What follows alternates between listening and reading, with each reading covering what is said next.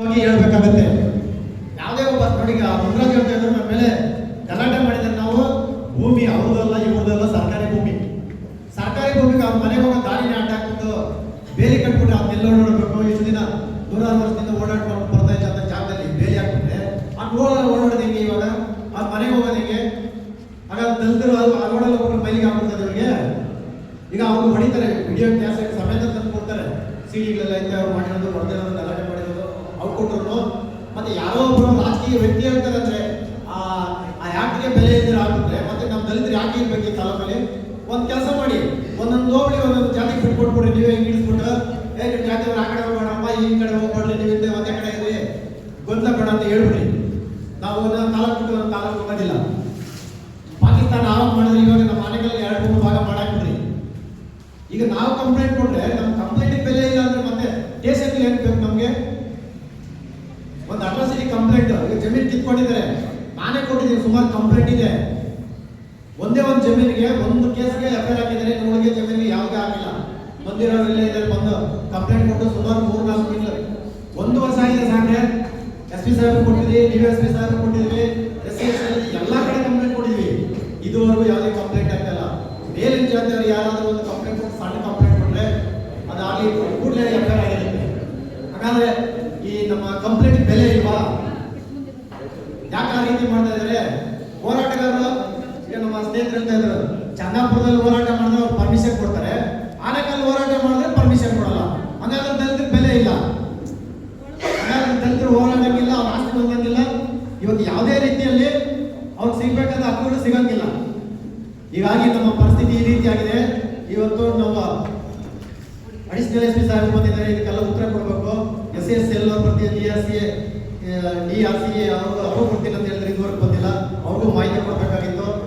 ಯಾಕಂದ್ರೆ ದಲಿತರಿಂದ, ದಲಿತ ಭೂಮಿಗಳಿಂದಲೇ ದಲಿತರಿಗೆ ಭೂಮಿಗೆ ವಂಚನೆ ಆಗ್ತಾ ಇರೋದ್ರಿಂದ ಪೊಲೀಸರು ಒಂದು ನಿಮಿಷ ಬರ್ತಾ ಇದ್ದಾರೆ, ನಾನು ಫೋನ್ ಮಾಡಿದ್ದೀನಿ. ಈಗ ದಲಿತ ಭೂಮಿಗೆ ಈಗ ನಮಗೆ ಇವ್ರು ಕಿತ್ಕೊಳ್ತಾರೆ ಅಂದ್ರೆ ಈಗ ಅವ್ರು ಇರ್ಬೇಕು, ರೆವೆನ್ಯೂ ಇಲಾಖೆ ಇರ್ಬೇಕು. ಇವ್ರು ಒಂದ್ ಕಡೆಯಿಂದ ಸಮಸ್ಯೆ ಸಾಲ್ವ್ ಹೋಗಲ್ಲ. ಇವ್ರು ಹೇಳ್ತಾರೆ ನೀವು ರೆವೆನ್ಯೂ ಅವ್ರು ಕೇಳ್ಬೇಕು, ನಮಗೂ ಸಂಬಂಧ ಬರಲ್ಲ ಅಂತ ಪೊಲೀಸ್ನವ್ರು ಹೇಳ್ತಾರೆ. ಅವ್ರನ್ನ ಕೇಳಿದ್ರೆ ಅವ್ರ ಕಾಲ ಅಳಿತಾ ಇರ್ತಾರೆ. ಇವತ್ತು ಕಳಿಸ್ತೀವಿ, ನಾಳೆ ಕಳಿಸ್ತೀವಿ, ನಾಳೆ ನೋಡ್ತೀವಿ, ಇವತ್ತು ನೋಡ್ತೀವಿ, ನಿಮ್ಗೆ ಕೊಟ್ಟಿದ್ದೀವಿ, ನೀವೇನೋ ಮಾಡ್ತಾ ಹೋಗ್ರಿ, ನಿಮ್ಮ ಮಾವತ್ತಿಗೆ ಭೂಮಿ ಬಿಟ್ಕೊಂಡಿದ್ದೀವಿ ಅಂತ ಹೇಳ್ತಾರೆ.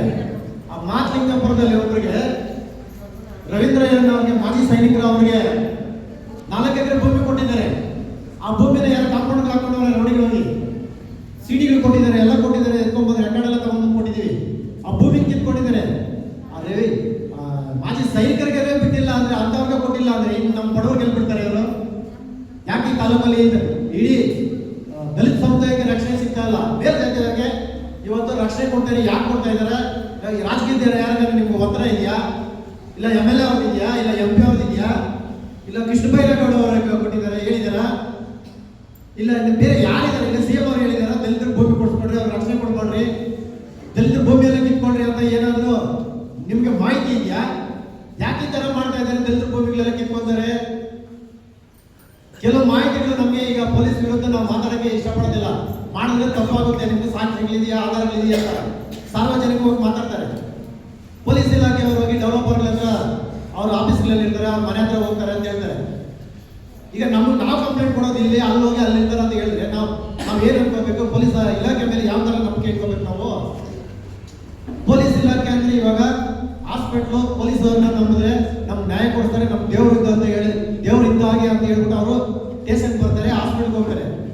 ಈ ಸ್ಟೇಷನ್ಗಳಲ್ಲೇ ಇವತ್ತು ನಮ್ಗೆ ನ್ಯಾಯ ಕೊಡಲ್ಲ ಅಂತ ಹೇಳಿದ್ರೆ ಇವರೆಲ್ಲ ಹೋಗಿರ್ತಾರೆ ಅಂದ್ರೆ ಡೆವಲಪರ್ ಹತ್ರ ಹೋಗಿ ಕೆಲಸಗಳು ಮಾಡ್ತಾರೆ ಅಂದ್ರೆ ಮತ್ತೆ ನಮ್ಗೆ ನ್ಯಾಯ ಕೊಡ್ಸೋದು ಹೆಂಗೆ? ಈಗ ನಮ್ಮ ಭೂಮಿಗೆ ಹೋಗ್ಲಾ? ಈ ರೀತಿಯಾಗಿ ಇಡೀ ತಾಲೂಕು ಪೂರ್ತಿನ ಯಾವ ಡೆವಲಪರ್ಸ್ ಇದಾರ ಆ ಡೆವಲಪರ್ ಜೊತೆಯಲ್ಲಿ ಮೀಟಿಂಗ್ ಇಟ್ಕೊಂಡು ಅವ್ರು ಅಲ್ಲಿ ಹೋಗಿ ಸೆಟಲ್ಮೆಂಟ್ ಮಾಡೋದು, ಜನರಲ್ ಸೆಟಲ್ಮೆಂಟ್ ಅಲ್ಲ, ಅವ್ರು ಸೆಟಲ್ಮೆಂಟ್ ಮಾಡ್ಕೊಂತಾರಂತ ಮಾಹಿತಿಗಳು ಇವತ್ತು ಜಾಲತಾಣಗಳಲ್ಲಿ ನೋಡ್ತಾ ಇದೆ. ಕೆಲವರು ತಗೊಂಡವರೇ ಬಂದು ನಮ್ಗೆ ಹೇಳ್ತಾರೆ, ಅವ್ರ ಹತ್ರ ನಾವು ರೆಕಾರ್ಡ್ಗಳು ತಗೊಳಕ್ಕಾಗಲ್ಲ, ಅವ್ರ ಹತ್ರ ರೆಕಾರ್ಡ್ ಇಲ್ಲ ನಮ್ಮ ಹತ್ರ. ಈ ತರ ಆಗ್ಬಿಟ್ಟಿದೆ.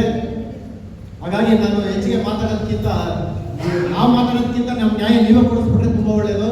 ನಾವೆಷ್ಟು ಕಂಪ್ಲೇಂಟ್ ಕೊಟ್ಟಿದ್ದೀವೋ ಕಂಪ್ಲೇಂಟ್ ಕೊಟ್ಟು ಇನ್ನೂ ಕೋರ್ಟ್ ಹೇಳ್ತದೆ, ಕೋರ್ಟಲ್ಲಿ ಏನು ಹೇಳುತ್ತೆ, ಅಟ್ರಾಸಿಟಿ ಕಂಪ್ಲೇಂಟ್ ಕೊಟ್ಟರೆ ಇಮಿಡಿಯೇಟ್ಲಿ ಅಫೇರ್ ಮಾಡಿ ಅಂತ ಹೇಳ್ತಾರೆ.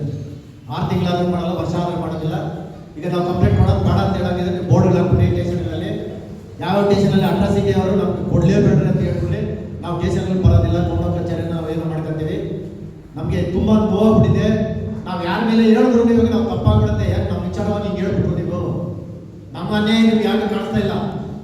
ಇವತ್ತು ನಮ್ಗೆ ಅನ್ಯಾಯ ಆಗಿದೆ, ನಮ್ಗೆ ನೋವಾಗಿದೆ, ನಮ್ಮ ಭೂಮಿ ಕಳ್ಕೊಂಡಿದ್ದೀವಿ ಅಂತ ನಮ್ಮ ನಿಮ್ಮ ಹತ್ರ ನ್ಯಾಯ ಕೊಡಿಸ್ತೀವಿ ಅಂತ ಬಂದರೆ ನೀವು ಕೋರ್ಟ್ಗಳಿಗೆ ಹೋಗ್ರಿ ಅಂತ ಹೇಳ್ತೀರಾ.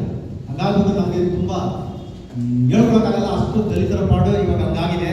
ಹಾಗಾಗಿ ಈಗ ನಮಗೆ ಸಾಹೇಬ್ರಿಗೆ ಇವತ್ತು ನಮಗೆ ಎರಡು ಉತ್ತರ ಕೊಡಬೇಕಾಗುತ್ತೆ. ನಾವು ಪ್ರತಿಭಟನೆ ಮಾಡಿದ್ರೆ ನಮ್ಗೆ ಯಾಕೆ ಅನುಮತಿ ಕೊಡಲ್ಲ? ಒಂದು, ಈಗ